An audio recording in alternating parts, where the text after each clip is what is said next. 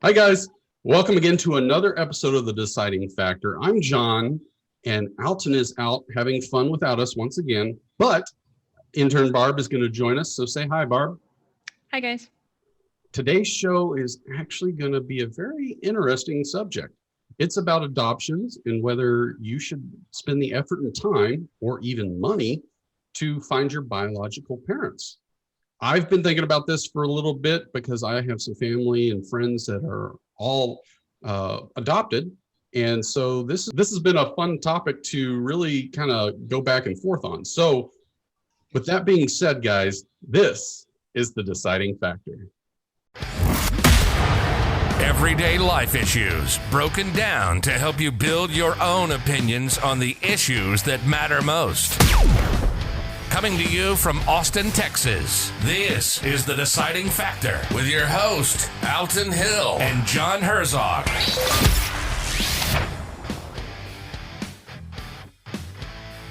All right, guys, welcome again to The Deciding Factor.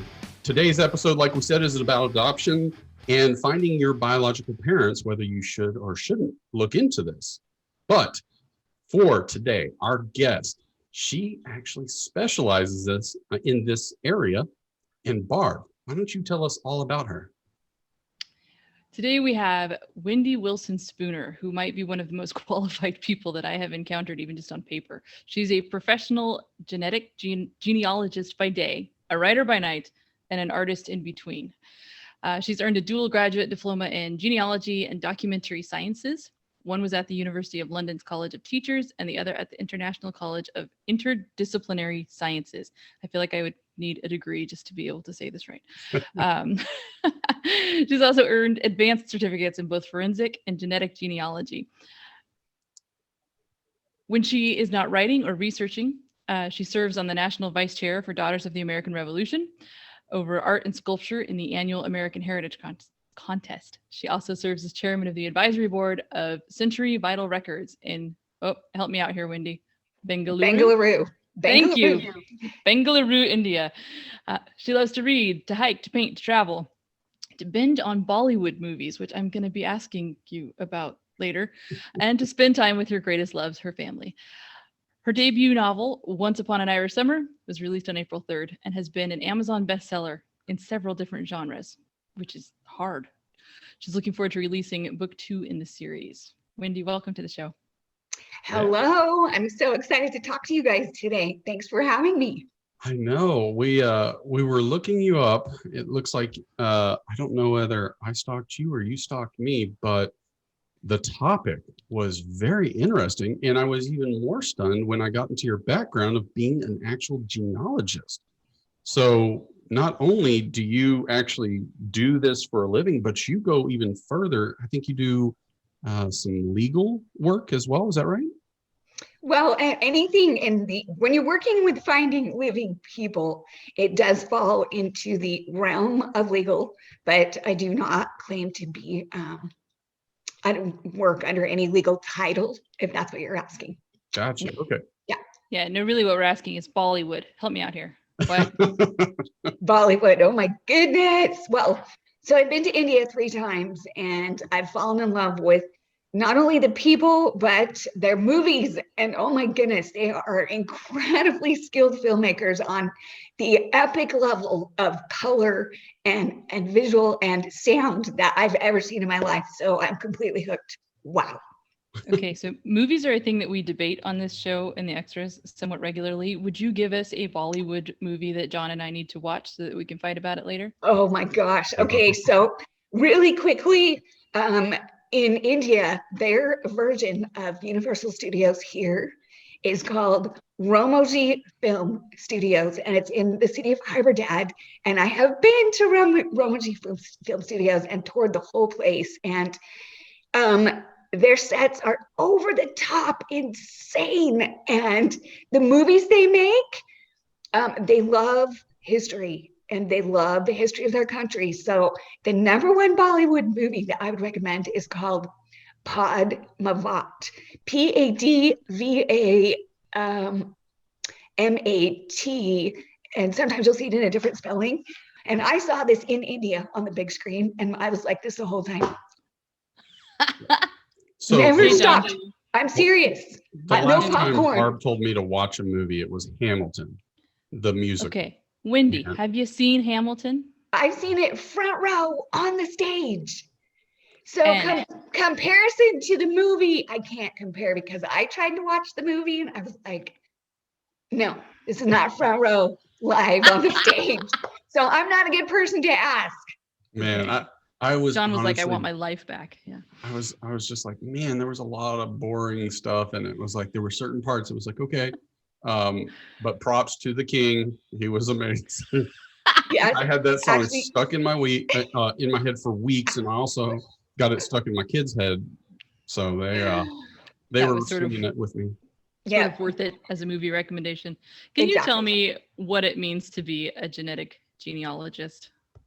A genetic genealogist uses traditional record research coupled with DNA testing to find family, living and dead. Wow. That's it in a nutshell. So this took you 12 years to get your degree, or just 4? No, actually, it took me 3 years to get my degree. Ah, My dual diplomas from the University of London and from the International College of Interdisciplinary Sciences. It was a difficult program. And I had kids getting married and grandchildren being born and all, you know how life just goes on. And it was a tough program. There were times when I thought I was losing my marbles because the Brits know genealogy like no one else on this planet. Do you know why that is? no. Because they're all It's- related. Well, yeah, sort of, well, kind of, Mm. but Sort it's of. because of the feudal system. It's because of how they passed down lands over the centuries. It's how they inherited their boroughs and their kingdoms and their manor houses and their lordships. And so their genealogy is pretty awesome. So I want to get a comparison. What are your skill sets compared to, say, Ancestry.com? Well, so Ancestry.com is a database full of records. And they also have a DNA database full of people who have tested with their DNA. So Ancestry is a tool that I use, but I'm a live person that researches with that tool. But Ancestry has what's called their pro genealogists, which do exactly what I do. Interesting. Oh, okay. So, I just own my own company. so what got you started in this field? Are you adopted yourself? I'm not adopted myself, but my own family history was shared with me throughout my childhood and as I was growing up. And I had many amateur genealogists in my family, so I grew up knowing details of my great grandparents and where they immigrated from and who they became in the United States and their letters and their journals. And they felt so a part of me. That is always a love that I've had. But I was halfway through my master's in marriage and family therapy, and I was going to become a therapist to help blended families specifically because my husband and I have a blended family of 5 daughters that were all teenagers at the same time. And it is difficult not only to hold a marriage together in circumstances like that, but to thrive in circumstances like that is difficult. So that was my goal, to help families. But I had an epiphany one day when I just was thinking about how much time I spent researching my family. And then my husband and I ended up finding the biological family of my husband's father, who was adopted during this time in my life. And it was a life-changing experience. We were welcomed with open arms by 6 uncles and aunts who were the siblings of my father-in-law. And they just said, "We wish you would have found us sooner." And to see the transformation in our family, I thought, this is what I want to do. Wow. And so I started looking for a different graduate program to jump into. And the one that I found at the University of London had received its accreditation the day before I found it. Wow. And I made the switch. So Barb, do you actually have anybody that you know personally that's adopted or has tried to look for their parents? do, and actually that's going to lead to my question, because my best friend growing up in high school, she had 2 adopted siblings, and one of the rules in their house was you couldn't photograph their kids because it was very important that they not be found by their biological mom. And so they were really careful about what could go on the internet and what couldn't. And so I think I have twofold questions. Part of me, I'm curious, how are we getting this DNA that you're able to connect over a generation? Like, is it something like medical databases, or how does that work? And how do you, as a person, determine whether or not this is safe? And it sounds like you guys had an exceptional experience. Yes. And I'll just tell you right off that with my clients, in my personal experience, there's about 80% happy endings. Wow. And I solve almost all my cases, unless a client says, you know what, this emotional roller coaster is too much for me. I've just got to stop. I solve all of my cases. And I've never heard anybody say what you just said about an adoptive mother saying, I don't want any pictures taken of my kids. I think we live in a much more accepting time. Even with all of the issues we have, we live in a much more accepting time. And we live in a time where there are only 11 states in the United States still that have open adoption records. They're still sealed in the other states, which gives adoptees no access to their identity or their roots. So DNA is a way around the closed adoption records. And to finish answering your question, there are 5 main testing companies that take people's saliva, either a cheek swab test or a spit test, and enter their DNA results into a database that is used purely for genealogical purposes. Some of the companies also offer health reports that can give you projections on your health and disease possibilities in your future based on your genes. But the vast majority of the information is used for genealogical research. So what if you don't want your DNA out there for, say, a kid you gave up? How do you get on this list or whatever? Or do they have a list to keep you off of? You just don't test. That's it. Okay. You can either test or not test. Okay. So in order for a client that comes to you to be able to track, to find their parent, if they were part of a closed adoption, yes, their parent actually would have had to have given a sample, a DNA sample. Actually not their parent. So yes, maybe their parent. It's rare that a parent is just sitting there in the database, but you're going to find cousins. You're going to absolutely find cousins. You're going to find first cousins, second cousins, third cousins, maybe a half sibling, uncles, grandparents. And so I build out a huge family tree based on DNA results until I zone in on people that were in the right time and the right place to have conceived a child. Wow. Okay. You're a private eye, aren't you? There's a lot of that goes into it. Yes. Yeah. I guess I don't want to get on your bad side. So I can delete half of my questions here. You can find all kinds of kids for you, John. Yeah, let's not do that. Here's what I'm wondering though. So do you feel like, personally, from your experience, and you've got just an incredible educational pedigree here, I think I'm feeling dwarfed in this Zoom room.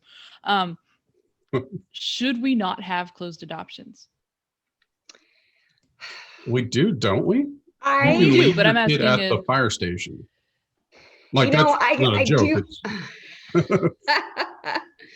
I don't think that there's one answer for that, because, kids have been conceived through rape and incest, and I don't know the answer to that question.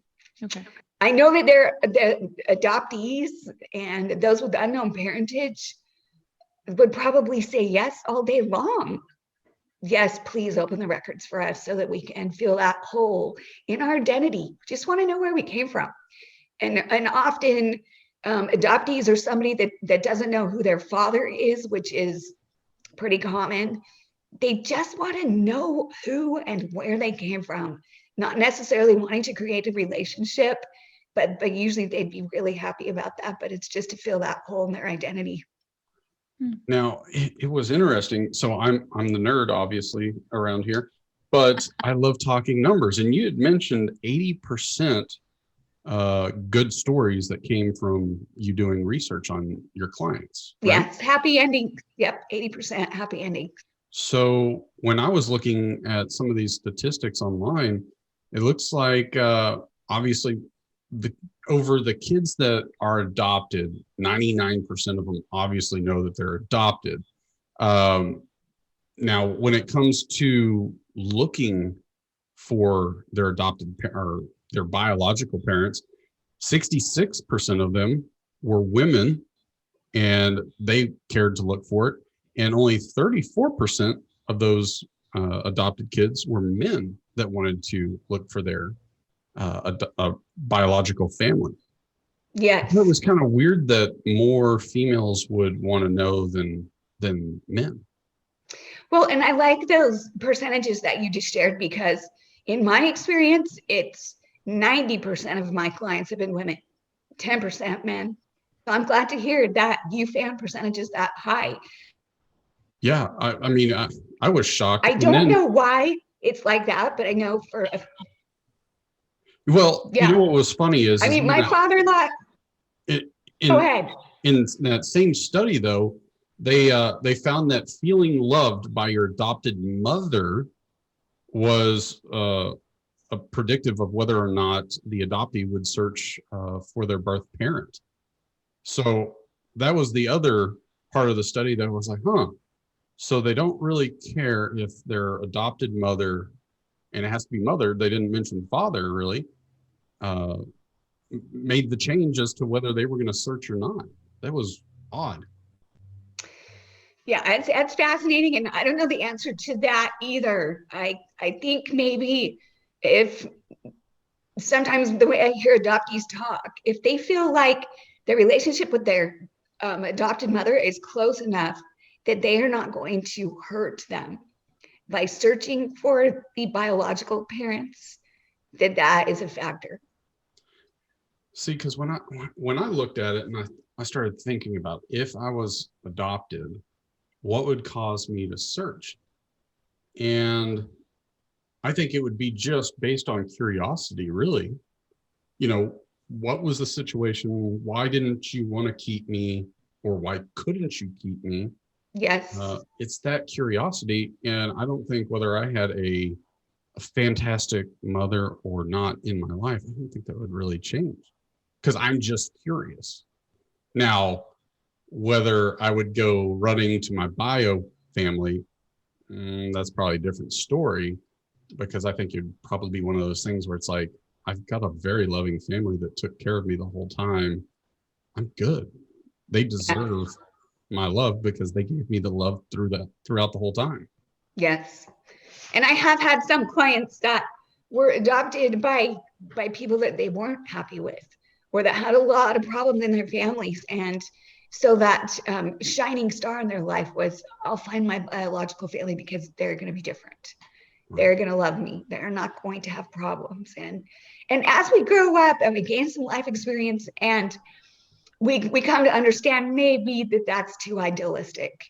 But younger people, the average age of my clients is in the range of their 50s, because adoptees will come to a point where they think, you know what, if I don't start looking now, my biological mother or father are going to have passed away. So there is a ticking clock for adoptees, and I've had very few younger clients. And I think that timing is everything for that journey. So you mentioned 80%. Give me the 20%. Can you tell me a story here and there about some of these horrible ones? Well, there's the rejection involved has always come from the biological mother. And it's always been, nobody knows about you. This is a secret I've still kept. I'm sorry, I don't want to have anything to do with you. It's too painful. I don't want to open up that chapter in my life.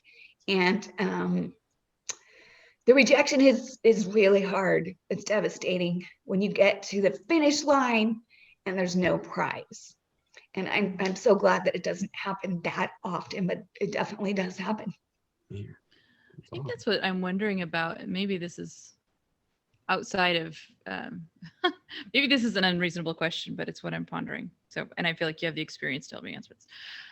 Is there something, I mean, the way we're talking about this makes it sound like there is something inherent in us that we are better off for knowing where we came from. And my mind is a little bit stuck on that. Do you think that's true? Are we always better off for knowing where we came from? Is there ever a possibility that actually we'd be better off as people, or as an individual to say, where I am now, I can embrace this. Where I came from doesn't affect who I am now. What's your take on that as a genealogist? Well, I think that's a very individual answer, person to person, but I would say in general that the statement, the truth shall set you free, absolutely does, whether it's good or bad. And the people that anyone can find in their family tree, we all have people that struggled greatly, but it's those people that struggled and what we can learn from them. If we stand on their shoulders to become someone even better, it's the people that struggle in our family trees that can make us stronger. And so I believe just knowing who you come from, the good, the bad, the ugly, the wonderful, the exemplary, it's all important and it's all good to know.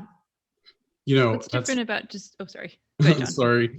It was perfect timing because before we got on, I was looking at another website about adoptions, and they were saying the open adoption is really the best way for both parties, both the adoptee and the parent that gave the kid up, because it allows, like the mother, for example, it allows her to see later on that the choice she made was in fact the better choice for her, and vice versa for the kids. So it's funny you mentioned that because that's what they talked about on there as well.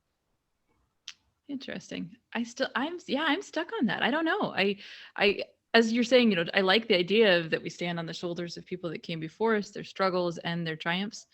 And a little part of my brain's like, but don't we get that from the people that we choose? Like, don't we get that from reading biographies? Can't I read about Walt Disney and be like, yeah, I could go broke a few more times, it'd be fine. I'm wondering, what do you think the difference is in being related to them? Whatever it is, I don't know if it's the biological pull, which is, it's a real thing. There's something about it. It's in our DNA. I don't know how to explain it.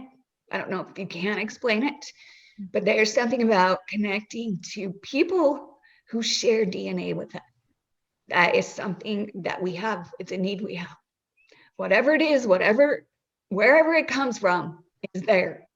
I see it all the time. I have it, and I wasn't adopted. Every cousin that I find in the databases, whether they are a third cousin, a fourth cousin, fifth, sixth, they're my people. I don't care how far out we're related, they're my people.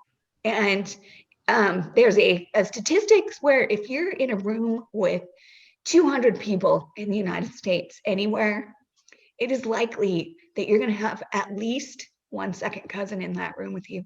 That close. That's how much we're connected.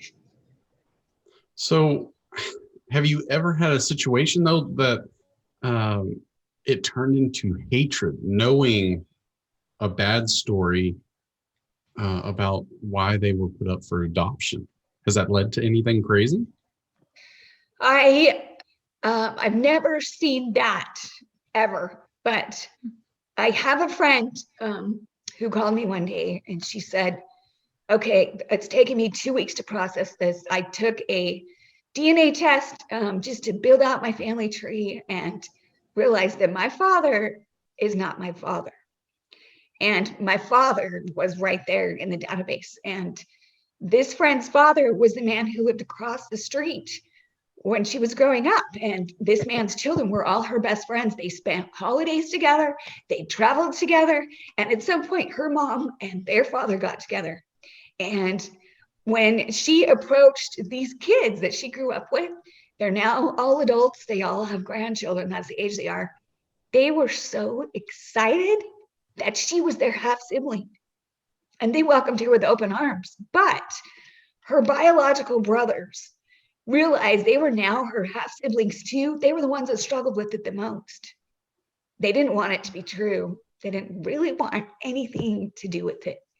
And I've heard that they've come around now, but those are the kinds of surprises that you can find if you test. It happens a lot. And France is a country in this world that does not allow DNA testing because they do not want those secrets revealed. Wow. Started out sounding like it was going to be Jerry Springer show. Man. Oh, Yeah, I the gotta stuff. wonder though if there's, I mean, yeah, okay, France has lots of secrets, right? That's fair. I read somewhere that they actually prefer political candidates that have had affairs because they feel like they can trust them. I don't know if that's accurate, but it was funny. What about though? I mean, it seems like part of why someone, I mean, lots of different reasons that you would give up your child for adoption, right? Some of them purely noble and some of them not. But suppose that parent, that mother that gave up their child, suppose they do go on to change their life and the trauma gets to be healed. It feels like this would, like the open adoption, like the DNA possibilities here could just rip apart something that they had finally gotten to move past.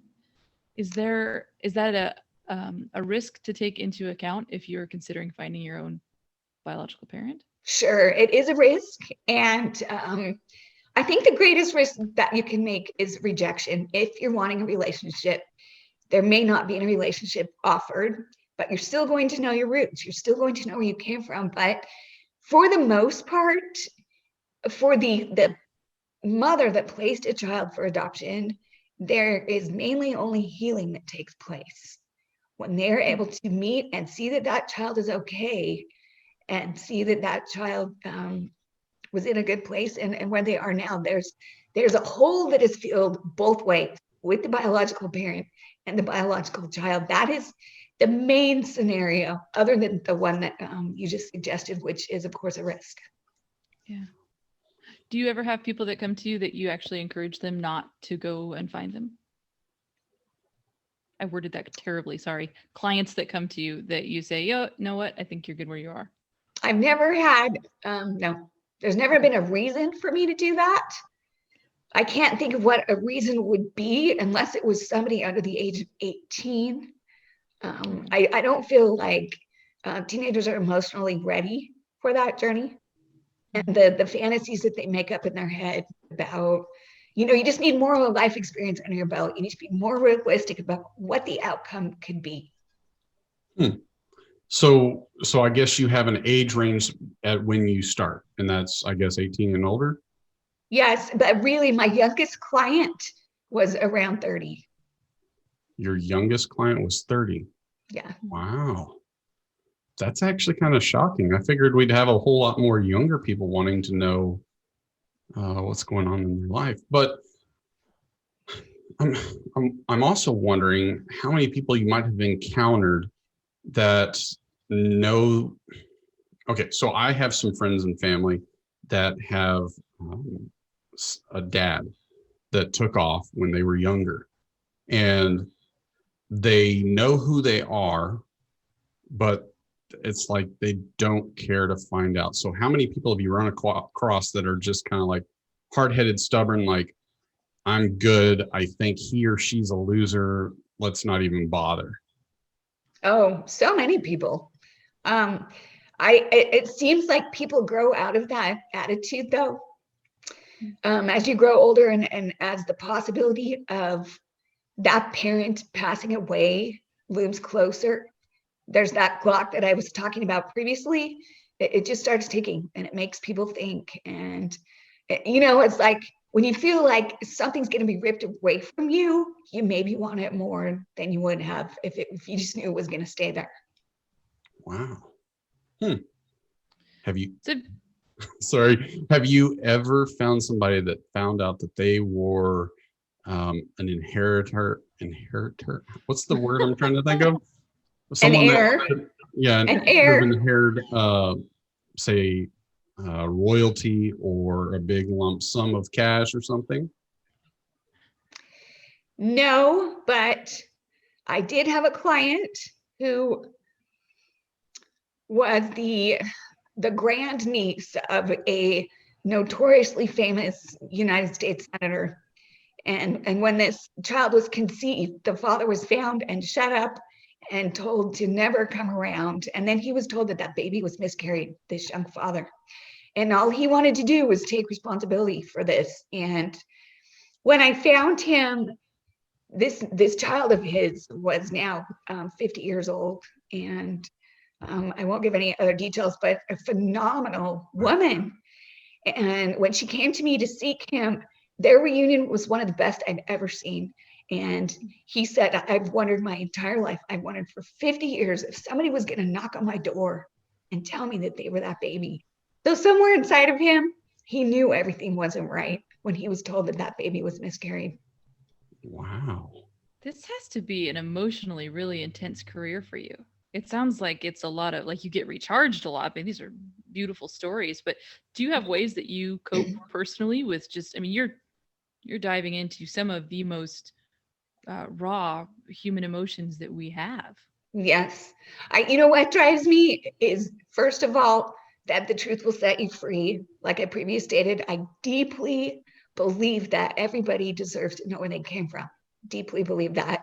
And then I also believe that as people find their biological identities and they now have this family tree that they have online that connects into other people's family trees, that all of these stories are just bringing us closer and helping us unite instead of divide.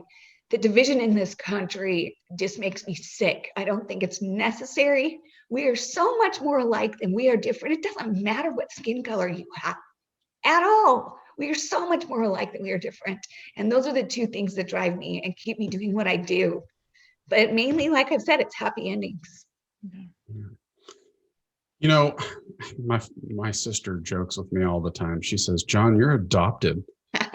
So, and it's weird because, you know, I'm the only one in the family that has asthma. I'm apparently the only one that has ADHD. So I really wonder if I'm the postman's son, which either way I am, because my dad was a postman. So I guess that solves that mystery. But Yeah. I'm okay if maybe you help me find out that I'm royalty to some other place. I'll be okay with that. I'll accept the adoption at that point. But hey, wouldn't we all?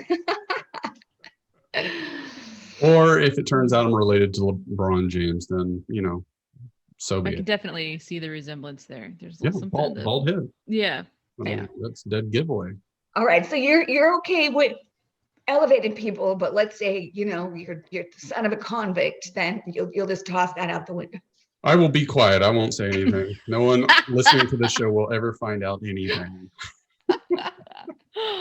My mom probably won't want people to find that out either. Yeah. Well, no matter what, if you take a DNA test, just looking at your ethnicity results are incredible. It's fascinating to just see your deep ancestry, where your people came from. And there's an interesting fact with my father. My dad looks so Korean that people have thought he was Korean for decades. He's passed away now, but we always knew he's not. Whatever genes came through just made him look Korean, but his ethnicity results are 100% British Isles, Scottish, Irish, English, and Welsh. 100%. There wasn't one speck of Asia in there anywhere. And so who knows where those genes came through? It could be way, way, way, way farther back in time, but it's just fun to look at your ethnicity results, if nothing else. I always thought about looking back and trying to see like way back when, because, you know, I think it's just past my dad's mom is the group of people that came over from Germany, but it's very fuzzy. And I know at one point I tried to do the chart on Ancestry and I'm like, I don't even know the full information on my grandparents. So I'm like, oh, I'm screwed. Dead end. Wow.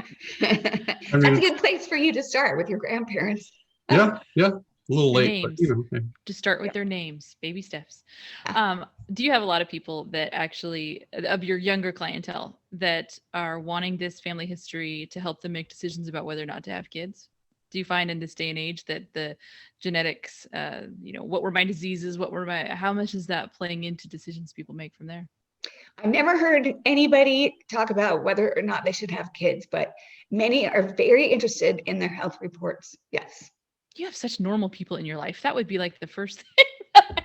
Because so my kids all have a genetic disorder. And so we had to, we were sent to genetic counselors multiple times. Awesome. No, it was horrible. Was honestly. it? I am so sorry. It was terrible because at the time, I remember being, so I have 4 kids and 2 of them already had shown up with this disease, but we can't find it anywhere in the family on either side, right? Wow. And so genetic counseling became code for, are you going to abort this kid? And that's why, I finally, by child 4, I'm like, can we just make a deal? Can you assume that I did this on purpose? And I'll assume that you're not going to ask me and we'll just get along. Like, it'll be great. But, we stopped going to, so I think some of my questions come from just my own experience coming from a disease standpoint, but it sounds like you have normal people in your life. That's great. Well, I don't know about that. I mean, I've loved them all. That's for sure. How normal they were. I didn't really care. I know plenty of abnormal people in my life, and I just love them too. And but you know 2 more. I do. Well, John, you definitely, but Barb, you're pretty normal. So, oh, it's Told ya. so messed up. She's not appearing on next week's show. oh no. They're good fan mail. Sorry, John. Okay. But something interesting that came up for me was the fact that my grandfather died of Alzheimer's disease, and I watched it happen to him, and I adored him. And so there are some third-party sites that you can upload your raw DNA to. One of them is called Prometheus, and I uploaded my raw DNA, and I was looking for that Alzheimer's gene. But what I found on Prometheus was that, yes, I had the Alzheimer's gene, but I also had several other genes that keep Alzheimer's from manifesting into a disease. And so my grandfather, who died of Alzheimer's, his son, my father, never developed Alzheimer's. So he must have got those genes from his mother, which were passed on to me, which kind of cancel it out. And Barb, I don't know if in your genetic counseling, if your kids that didn't end up with a genetic disease, that was some of what you learned. I'm so interested to know what you were told. They all have it. All 4 of my kids have it. They all have it. Okay. Mm-hmm. And what we were told in the end is, well, aren't you too special? Every kid you make comes out with this disease. And I always thought I was pretty special. But yeah, that's it's not a thing that has popped up. And so in part of me, having gone through that, I think that's probably the lens that I'm thinking about this through, not so much as do I need to find a biological parent? I'm aware of them, but looking more at my own kids and thinking, okay, let's suppose that I had known. Let's suppose that I could have looked and said, yep, child number 4 is going to be adorable and she's going to have it too. Would it have changed? So part of me wants to, I can look at it and say, it's worth the risk. But I wonder sometimes if the knowledge that we have, if we have just enough knowledge about genetics to be dangerous, just enough to open a Pandora's box of fear. But like you said, your dad never got it. And I wonder if, do you know what I mean? Like if it's helpful to us to know this much in advance. Yes. Well, what's coming to my mind right now is, remember how generations that came before us, they would say, oh yeah, we had to take the blood test before we got married. I have never researched really why they did that, but was it to determine if they were further apart than first cousins? Oh, I'm not even sure, but that's something that I need to go look into. It's been in the back of my mind for a long time. Weren't they concerned about AIDS back when we were little? They were like, you got to get a blood test before you have sex with somebody because you don't want to give them AIDS. Well, yeah, there was that. And I'm talking pre-AIDS. Yeah. People would take a blood test before they got married. We need to answer that question. We really do, because maybe it's just that we know that vegetarians and meat eaters aren't going to make it as a couple. I don't know. Maybe, yeah. You know what? I'm looking it up right now because it's bugging me. Now, it's in the back of my mind forever. So now Alzheimer's, I believe yesterday in the news, they announced that there was an even better DNA test to discover if you'll actually have it affect you. I believe it was yesterday, right? Was that yesterday? I didn't hear about that. But you made it sound like there's another DNA test that they've had around for a little while. You mean as far as detecting genes? Yeah. Yes. So that database Prometheus, where you can upload your raw DNA, I think it's been around for maybe 8 years. Wow. But it's just to give you an idea of what you can look into deeper. So it's not something that you would hang your hat on. But when you get health reports from 23andMe, that particular database has the most thorough and accurate health reports. So if your listeners are wanting to know who to test with, if they just want health reports, it's 23andMe. I'm actually glad to hear that from an expert, because I've seen the ads, but I always thought, yeah, you're probably just using it to make snacks or something. Yeah. So I'm glad to. But I did just find the answer to the blood test question. Are you ready for this? Yes. Okay. The blood test was for syphilis, to detect syphilis. And they ended that testing in 1980. And if either person tested positive, the country would not grant a marriage license until the infection was treated. Interesting. Okay. Huh. I've I learned know. something today already. That's kind of Okay. I'm so happy to know the answer. I had no idea. okay. Interesting. Now we can classify our podcast as an MD, right? Or- Sure.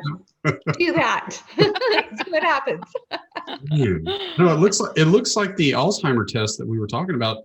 It became blood test just recent, but then they had a bunch of I guess questionnaires that you could do online. Does that sound about right?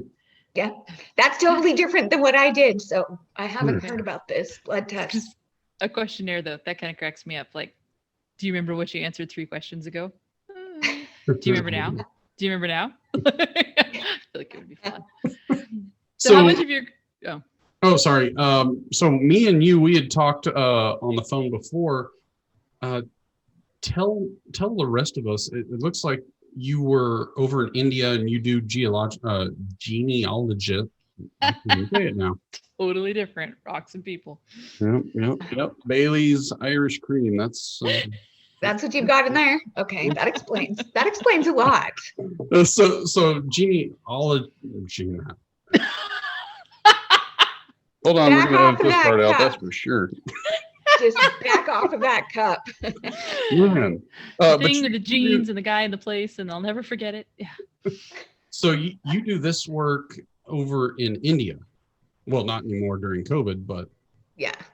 So what I do in India is different, but I would love to see this work transpire into India. So I'm the chairman of the advisory board of a country called Century Vital Records, and they are an imaging and indexing company for the companies here in the US, like Family Search and Ancestry, who image all the records that they put online, and then they create indexes. So when you're searching for an ancestor, you can find them by your ancestral name. That's what an imaging and indexing company does. And I met the owner of this company at a genealogical institute. He was looking for an American to create the contracts between this awesome indexing company he'd created and the American companies. And that happened to end up being my brother, who is fantastic at what he does. And so I've traveled to India with my brother 3 times, but here's the interesting thing about India. So this company, Century Vital Records, has been imaging and indexing China's records, which, because the Chinese worship their ancestors, they have these immaculate genealogies on 60-foot rolls. Picture that. So they just got done imaging and indexing a ton of these records, and now they're starting on Russia's records, but not the records of India. We're hoping at some point this is going to happen, because then what I do, I could help find the families of those 80,000 kids that get lost in India every year. is there a particular reason why India's not doing it? Yes. So here's the reason. I don't know if you know that the country of Pakistan was created to separate the Muslim Indians from the Hindu Indians because they have fought for centuries, warred with each other for centuries. That's why there's all of that terrorism up on the Pakistani-India border. Anyways, if the Pakistanis could identify the sons or the grandsons of any man that fought them in a war, let's say the Kargil War, they would find them and kill them. So the Indians keep voting to keep their archives closed. That's one of the main reasons, is to keep their genealogical information private. They also, in India, do not want anyone to discover which caste they are from. And the caste system in India is based on your birth and your surname. And because people intermarry with each caste, right, in all the arranged marriages, facial features, you can tell just by looking at somebody in India which caste they're from. I can't, but the Indians know it.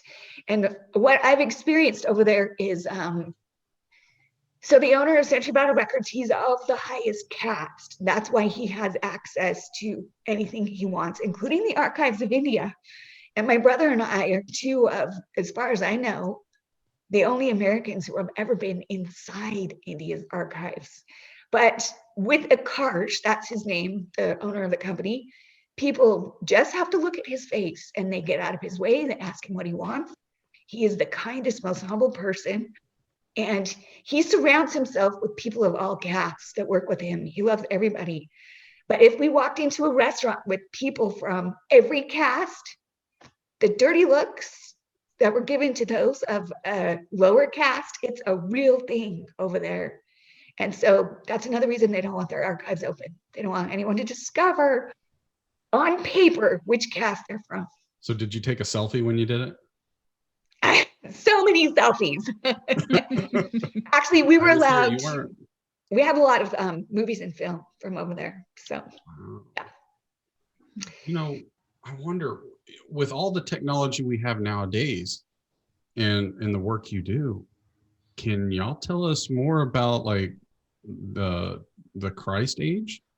Can you find more information about what happened during the life of Christ? Well, I know that there are plenty of people that have tried to discover the descendants of Christ. I don't think there's been any successful discoveries. I don't know if, honestly, if that information has always been protected somehow.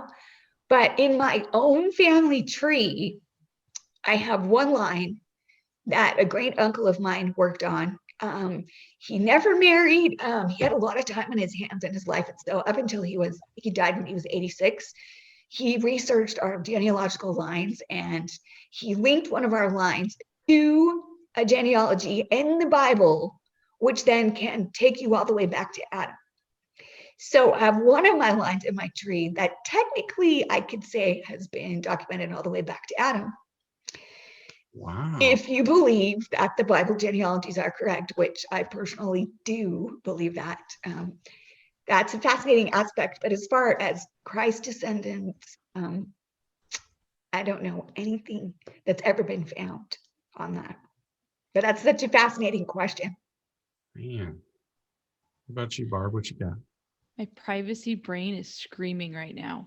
They keep 60-foot rolls of, I totally get India. Oh, That sounds horrible to me. Like, I'm a little bit freaked out by clinics that I haven't seen in 5 years that can still get mailed to my house. oh, sure. Right. So Yeah. like the idea that my DNA would be on file somewhere, that my even family history, all I keep thinking is like, yeah, science is a fantastic idea, assuming that it's in the hands of fantastic people. That's the I trust thing. you, but I mean, there's no guarantee that the person that handles those archives next will not be the next, Hitler, that will not be the next Joe Biden, that will not, like, I Right. just, like, there's all sorts of things that I feel like, this is why, had it been left up to me, we wouldn't have found America. And I'm aware of that. I'm just, Right. I don't know how to reconcile that in my brain. This seems like not all information is helpful. Well, there's always that element of how do we stay private? How do we, stay private? But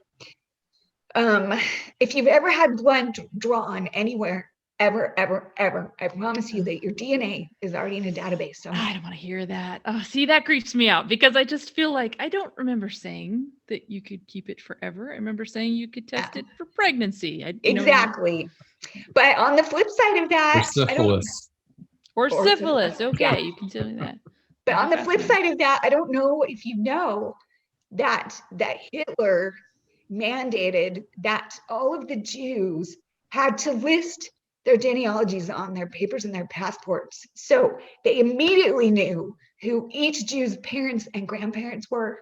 That was one of the ways they rounded up the Jews so quickly. That's what I'm saying. Like, I don't think I want to be tracked that easily. Especially, you know what? I'm going to sound paranoid. This will be like my 30 seconds of paranoia, especially as a parent of special needs kids. I have very little interest in having them tracked. Like it. I hear you. Over. Is it 30 seconds yet? I'm done being paranoid. No. I mean, that's the thing I struggle with this topic. Everybody does. I'm just like, I feel like there's so much HIPAA that's being ignored in this conversation, and it kind of scares me because I mean, let's go back to your story about the senator. You could have possibly destroyed his career if the information turned out to be not so great in the public eyes, right? Yeah, but that's not something that I would ever do, or any professional genealogist would ever do. We adhere to a code of ethics, and confidentiality is huge. But we're in America. Ethics doesn't apply to everyone. I was going to say option C. We are in the middle of the coronavirus panic where we justify all kinds of rights and liberties being trampled on. We're talking about tracking whether or not people are vaccinated, and we've justified it over a virus. I mean, I don't feel reassured because all of these doctors that are telling me, no, hold still. I'm just going to poke you with this. You're not even going to notice. Well, they all took an oath too, and they're not finding it to be in conflict with their oath. There's a great divide in this country, and I'm sorry to say, but we're either on one side of supporting the Constitution or we're on the other side of not supporting the Constitution. That's where we are in this country. So I cut you off. Go ahead and fill us in on the code of ethics and how that plays into that scenario that I listed out. Yes. So you literally have a book, huh? I do. It's called Mastering Genealogy Proof, and then Genealogical Standards are the two books that professional genealogists adhere to ethically. And basically, it's to leave no stone unturned. So exhaustive research is part of that ethics code. And the other one is confidentiality. It's nobody's business but your clients. And I can only share with you minor details. You would never know who I was talking about. But people's business is their business. And especially when it comes to something as painful as finding biological family and the emotional roller coaster that is involved in that journey. But see, confidentiality is out the window if that kid were to just go to the news and be like, hey, guess what? Bill Clinton's my father. Ha ha. You'd be screwed then. And that would be outside of my realm. That would be the choice of the information that belongs to that biological relative. That's their identity. It is their right to do whatever they want. So I don't see those things happen, but there have been so many cases like fertility clinics where a rotten doctor there switched out thousands of samples with his own and has thousands of kids running around. There's, people do things. Saw that on Law and Order. That was creepy as all get out. Yeah. Oh man. So basically we can focus on the greatness in this world or the garbage. And I personally want to focus on the greatness. Yeah. Now, you also wrote a book. I think it was called Once Upon a Time in an Irish Summer. Is that right? Once Upon an Irish Summer. Yes. Okay. And this book is based on a true story. So my husband and my parents and I went to Ireland about 7 years ago, and we were researching this particular family in our tree that was a dead end for us because Ireland's records have burned and it's tough. But if you actually go to Ireland, there are genealogists at all of the town halls and the libraries, and the tourism based on people searching out their roots is huge there. So they're going to do everything they can to help you. And it was all for free. We got all of this genealogical research and help for free. Anyways, the things that we found on this particular ancestor back there, which was one of the things was a original estate from the 1700s that was so Jane Austen, it blew my mind. And this distant cousin who drove us to the state and to the graves of our ancestors, she said, and if you were to climb the wall, I'm sure nobody would bother you. We climbed the wall, and my 73-year-old mother, there was no way she was not getting over that wall. So we helped her over the wall, and we explored this estate. We walked where our ancestors walked. There was the carriage house, the servants' quarters, the stables, the manor's house, all on this glorious wooded estate on the coast of Ireland.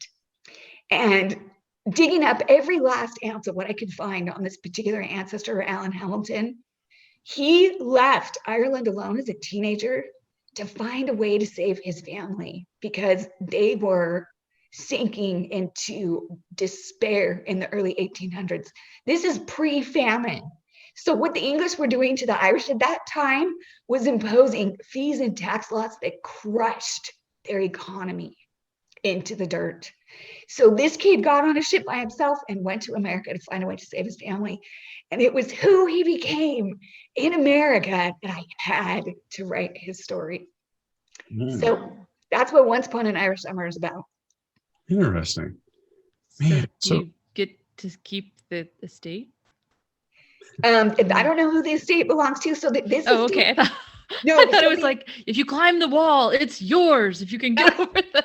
No. Okay. So the estate actually belonged to Alan Hamilton's great aunt. He went to live with her where he was educated for 3 years before he needed to go back home and work just to keep his family alive. And then after 3 years of the struggle of survival, he just said, this isn't working. I'm going to cross the ocean. I'm going to find a way to save us. And it's his story. You know what's crazy is the only story I have that can go along with this is there's an island down in South Texas that the state of Texas has the rights to currently. But apparently my uncle found out that we have, we followed the gene line to the person that owned that island. And no way. It was never given up. So apparently there's a law that states that we have to do a few steps, but that island belongs to us. You are kidding me. Nope. Oh, that is so exciting. John, in which case I'm adopted, so I'm screwed either way. But you know, yeah, LeBron no James, island for you. James is my long lost brother, so I got another millions of dollars. So what are you going to do? Is your family pursuing this? We have to get an attorney is the first step. So if anybody out there is an attorney that wants to take this on, then yeah, we can do it. Oh, yes, that's so fantastic. Yeah. And you need to do a follow-up show so you can tell all of us what the results and experience. You've got to show us that island. We'll probably have to use you to prove it legally that we're attached to the bloodline. So if you do need help with that, I can help you with that. Yes, score for Jen. All right, guys, let's do the deciding factor. Now it's time for our deciding factor. All right. So should I find my biological family or parents? You know, looking at those numbers that we talked about before, and more importantly, the 80% success rate and everything turning out good, that was really shocking to me. And the fact that you haven't really dealt with any of these intense situations or people gaining hatred from finding out their story as to why they were put up for adoption. Seeing that that's not really an issue, that's kind of taken away all the firepower that I had to begin with, because originally, in my head, I'm like, don't come. If I were an adopted parent, or if I set my kids up for adoption, I'm like, I'm done. I need to move on with my life. It seems like that actually is not the case in the real world. But so I honestly think that based on the numbers that we talked about, I mean, you should. I mean, you don't have a lot to lose. Now, it's obviously a personal opinion as to whether you should or shouldn't, but I mean, the numbers. I'm a numbers guy. I can't help it. And it just seems like you should take the chance, because the odds of it going south are very slim. And the only thing I would want to add, though, is if you do find out who your biological family is, please don't forget the family that raised you. I mean, they put in years, decades of loving and caring for you. That to me, that's your family. It's just like I'm a stepdad to some kids, and I'm the parent. I'm the one that's been there. I don't like the word stepdad. No, I'm your dad. I'm fully involved. I have to be there in every form or fashion for you. So same process and thoughts go to your adopted family. So keep that in mind. Doctor, or not doctor, but genealogist, what you got? John, I love that you just said, don't forget your adoptive family if you find your biological family, which I've never seen anybody do, because there's nature and there's nurture, and they are both equally as influential. That is my personal belief. And as far as the deciding factor, I think it comes down to, is the timing right for you in your life? Are you at a stable place in your life? If you're already on an emotional roller coaster with your life events, it's probably not the right time to add another humongous hill to that roller coaster, because you can count on it being that. So that's my 2 cents in the deciding factor. Is it the right time in your life? Nicely put. Very Now well. top that, Barbara. Can't even. Okay, but option C. Here we go. Yeah, I don't think it's a good idea to find your biological parents. And Wow. here's my reasons. Although I think if you're going to, you ought to speak to Wendy. But the problem is people. Like, the numbers are great, but the problem is people. And if you are someone that is looking for fulfillment, if you are missing something and you're seeking after your past to fill up the thing that is missing, or you feel like, if I just have the genetic connection to someone else. So it turns out we're not fundamentally in need of genetic connection. We're in need of emotional connection. If you have an adoptive family, embrace them as your family and let the rest go. If you don't, and you are unstable and not, sorry, not mentally unstable, but like if you feel like you are lacking those family roots, then go build your family. I don't think that, I think that there's a lot more to be said for choosing the family that you currently have. I like how John says it, not being a stepdad, but I'm here all the way. And I think that there is something that needs to be said for, you're not ever going to find the thing that makes you whole if you're always on the hunt for it. So maybe that needs some assessment before you go stick your DNA out in the world for everyone to steal. Sorry, which maybe is where it goes back. But yeah, so I'm voting no. Wow. Very different opinions. That's what Yeah. what we're all about here, I guess. Well, now for all of our listeners, obviously they've gotten to know you on the show here. How can they get in touch with you, read your books, maybe even get your services? So I have 2 websites, which are wendywilsonspooner.com and also knowmyroots.com.